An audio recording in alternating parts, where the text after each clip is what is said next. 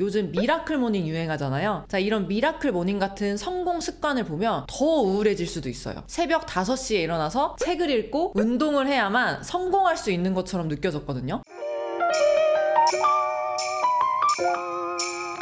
안녕하세요. 꽃으로 돈 버는 법 쉽고 재미있게 알려드리는 플로리스트 나혜선입니다. 여러분, 지금 받고 계신 월급이나 수입에 혹시 만족하시나요? 많은 분들이 현재 수익에 아쉬움을 느끼면서 요즘 부업이나 퇴사를 목표로 한 새로운 도전에 관심을 많이 가지시는 것 같아요. 제 수강생님들만 봐도 그런 흐름이 확실하게 느껴집니다. 저는 20대 초반에 이랜드의 여성 의류 브랜드 미쏘에서 VMD로 약 2년간 일했는데요. 월급 180만 원을 받았지만 좋아하던 일을 했기 때문에 초반에는 너무 행복했어요. 하지만 체력적으로 너무 힘들어서 그 다음에는 일반 사무직으로 이직했습니다. 두 번째 직장에서는 3년을 다녔는데 정말 악으로 깡으로 버텼습니다. 그리고 결국 퇴사했죠. 사실 퇴사하기 직전 6개월 동안 소소하게 부업을 시작했었는데요. 당시 직장 생활을 하면서 2년 정도 꽃을 배웠었거든요. 그래서 그때 배웠던 플라워 디자인을 활용했죠. 퇴사 전에 플랫폼에 입점해서 플라워 클래스를 열었고요. 그 경험이 큰 자신감으로 이어졌습니다. 그리고 이제 직장 생활은 정말 끝이다 라는 결심으로 곧바로 퇴사를 하고 꽃집 창업에 도전했죠. 그렇게 시작한 창업이 벌써 5년차가 됐는데요. 직장인으로 5년 그리고 사장으로 5년을 지내면서 제가 직접 느낀 점들을 오늘 솔직하게 모두 공유해드릴게요. 혹시 저처럼 직장을 그만두고 창업을 꿈꾸고 계신 분이라면 오늘 영상이 정말 큰 도움이 되실 겁니다. 직장인 대 자영업자 가장 크게 바뀐 점 첫 번째는 세상을 바라보는 시각이 완전히 달라졌다는 건데요. 제가 직장인 시절에는 음식점에 가면 어떤 메뉴를 시켜야 실패하지 않을지 고민했고요. 인터넷 검색으로 맛집 정보를 열심히 찾아봤습니다. 그리고 SNS에 이런 맛집에 왔다 라는 인증샷을 빼놓지 않고 올렸죠. 그런데 자영업 5년 차인 지금은 음식점에 가면 제일 먼저 드는 생각이 뭔지 아세요? 여기 월세는 얼마일까? 직원이 3명 있네? 인건비는 얼마일까? 음식 가격이 이 정도니까 최소 매출이 어느 정도 나와야 유지될 텐데 마케팅은 어떻게 하고 있지? 인테리어는 얼마나 들었을까? 자, 이제 음식점을 단순히 맛있는 음식을 파는 곳으로만 보지 않고 사업적인 측면에서 분석하고 생각하게 되더라고요. 일상적인 생활 속에서도 내 사업과 어떻게 연결할 수 있을지 끊임없이 고민하고 있습니다. 쉽게 말해서 직장을 다닐 때는 회사에서 주는 월급을 어떻게 쓸까 고민하는 소비자 마인드였다면 이제는 사장이 되어서 소비자들이 좋아할 만한 물건을 만들어내고 그것을 어떻게 하면 더 많이 팔 수 있을지를 고민하는 생산자 마인드를 갖게 된 거죠. 그런데 저도 창업을 시작하자마자 이런 마인드가 생긴 건 아니었어요. 솔직히 말하면 창업 3년 차까지는 직장인 때와 크게 달라지지 않았습니다. 모든 직장인이 그런 건 아니겠지만 저 같은 경우는 직장 다닐 때 월급이 최저임금 수준이었거든요. 200만 원도 안 됐어요. 그래서 적금은 20-30만 원씩 넣고 나머지는 다 써버렸습니다. 20대였기 때문에 소비를 줄일 생각을 전혀 못한 거죠. 그런데 창업을 시작한 29살부터 30대 초반까지도 여전히 그때와 같은 소비 패턴을 유지했습니다. 그러다가 창업 4년 차에 접어들면서 이 브랜딩과 마케팅을 공부하게 되었고요. 그때부터 사업이 급격히 성장하면서 제 마인드도 자연스럽게 변하더라고요. 제 사업이 어떻게 급격하게 성장할 수 있었는지는 이전 영상을 확인하시면 많은 도움이 되실 거예요. 직장인 대 자영업자 두 번째 큰 차이점은 시간 제약이 없다는 겁니다. 자, 사장은 일하고 싶을 때 일하고 놀고 싶을 때 놀 수 있어요. 직장 다닐 때는 대부분 9시부터 6시까지 정해진 시간 동안 회사에만 틀어박혀서 주어진 일을 해야 되잖아요. 그런데 사장이 되면 오늘 날씨가 너무 좋은데? 일할 기분이 아니야 라고 느껴지면 그냥 그대로 나가서 놀 수 있습니다. 제가 꽃집 운영하던 시절에 딱 그랬거든요. 꽃집은 6월부터 8월까지 여름이 비수기여서 손님이 거의 없는 날이 많습니다. 하루 종일 손님이 한 명도 없는 날도 있죠. 그때는 매장을 지키고 앉아있는 것 자체가 정신적으로 너무 힘들더라고요. 그래서 한동안 일주일에 4-5일은 문을 닫고 놀러 다니곤 했습니다. 자, 근데 이건 자랑이 아니고요. 제가 실패했던 원인이었어요. 자영업을 하면서 이 영업시간이 정해져 있는 건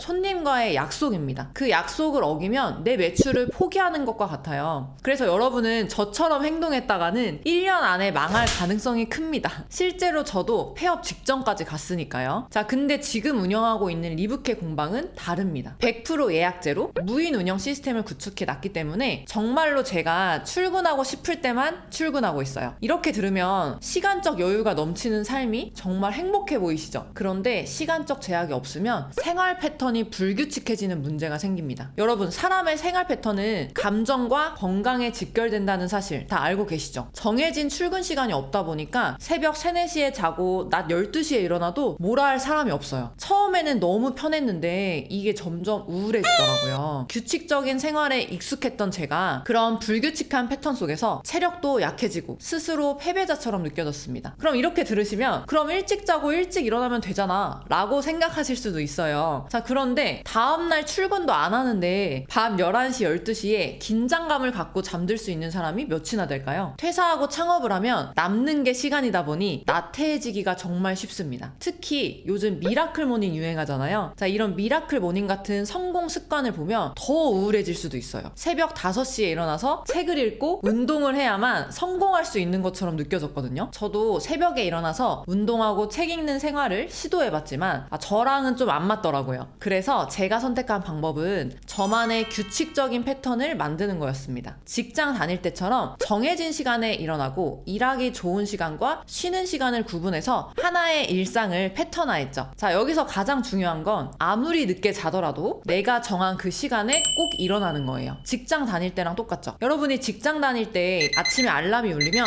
오늘은 1시간만 더 잘까? 이런 선택지 없으시잖아요. 저도 그렇게 선택지가 없는 환경을 스스로 만든 겁니다. 그랬더니 일의 효율이 올라가고 불규칙한 생활에서 오는 우울감도 사라졌어요. 결국 중요한 건 자신에게 맞는 패턴을 찾아내는 거예요. 유행하는 방법이나 남들이 추천하는 루틴에 얽매이지 말고요. 직장인 대 자영업자. 세 번째는 사회적 신용이 떨어진다는 점입니다. 직장을 다닐 때는 모임 같은 곳에서 자기소개를 할 때 저는 공무원입니다. 회사에서 마케팅 업무를 하고 있어요. 이런 식으로 한 문장으로 간단하게 내가 누구인지 설명할 수 있었죠. 그런데 사장이 되고 나니까 이게 좀 애매하더라고요. 누군가 저한테 무슨 일 하세요? 라고 물으면 저는 리브케라는 상품을 판매하고 있고요. 그 기술을 가르치는 교육도 하고 있어요. 이렇게 대답을 해야 되는데 말이 좀 길어지는 느낌이잖아요. 근데 그렇다고 대충 넘어갈 수는 없으니까 저렇게 설명을 하면 이어지는 질문들이 정말 다양합니다. 리브케가 뭐예요? 교육은 어떻게 모집하세요? 사업하신 지 얼마나 됐나요? 요즘 결혼도 안 한다는데 그 아이템이 팔리긴 하나요? 등등. 이 한두 마디로 끝날 이야기가 아니게 되더라고요. 직장에 다닐 때는 특정 조직에 속해 있으니까 그 소속이 나를 대신 설명해주는 역할도 했는데 사장이 되고 나니 나 자신을 설명하기 위해 더 많은 말을 덧붙여야 하는 상황이 생기는 것 같아요. 또 한 가지는 직장인은 보통 이런 회사에 다니고 있다거나 이런 직업을 갖고 있다고 하면 그 직업을 얻기까지의 노력과 과정이 공감이 되잖아요. 그래서 자연스럽게 인정받는 경우가 많죠. 그런데 사장에 대한 사회적 시선은 좀 다르더라고요. 성공한 사장을 보면서도 그 사람의 성장 과정을 이해하기보다는 현재의 모습만 보고 편견 섞인 평가를 하는 경우를 종종 봤어요. 마냥 긍정적인 시선만 받는 건 아니었던 거죠. 직장인 대 자영업자 마지막으로 비교해볼 부분은 바로 직장 동료입니다. 직장에 다닐 땐 출근만 하면 항상 사람들이 있잖아요. 이게 정말 단점이자 장점인데요. 같은 직장, 같은 부서에서 함께 일하다 보면 자연스럽게 소속감을 느끼고 서로 돈독해지곤 하죠. 물론 꼴 보기 싫은 사람도 분명 있습니다. 하지만 좋은 동료들도 많다는 걸 잊으면 안 돼요. 특히 저는 첫 직장에서 동료들과 친해져서 사적으로도 자주 만나고 일조차 놀이처럼 정말 재미있게 했거든요. 그 덕분에 아무리 힘든 일도 버틸 수 있었죠. 이 동료라는 존재 자체가 저한테는 원동력이 됐어요. 그런데 창업을 하고 나니까 출근했을 때 나를 반겨주는 건 텅 빈 매장뿐이더라고요. 상사도 후배도 없으니까 스트레스 받을 일이 없어서 정신적으로는 정말 편했어요. 인간관계에서 오는 부담감이 사라진 건 정말 행복한 부분이죠. 하지만 그 대신 외로움이라는 문제가 생깁니다. 손님이 없는 날에는 하루 종일 단 한마디도 하지 않을 때가 있더라고요. 입에서 단내가 날 정도였습니다. 어떤 날은 정말 아무나 붙잡고 수다라도 떨고 싶을 정도로 이 외로움 외로움이라는 감정이 크게 다가왔어요. 그래서 이 부분은 정말 양날의 검 같은 요소인 것 같아요. 만약 여러분이 단체 생활에 익숙하고 누군가와 협력하며 일하는 데서 즐거움을 느끼는 사람이라면 모든 걸 혼자 해야 하는 자영업은 맞지 않을 수도 있습니다. 자, 반대로 다른 사람과 함께 일하는 것도 좋지만 내가 주도적으로 나만의 것을 만들어가고 싶다거나 정해진 업무 외에도 다양한 일을 경험해보고 싶다면 저는 자영업을 강력하게 추천하고 싶어요.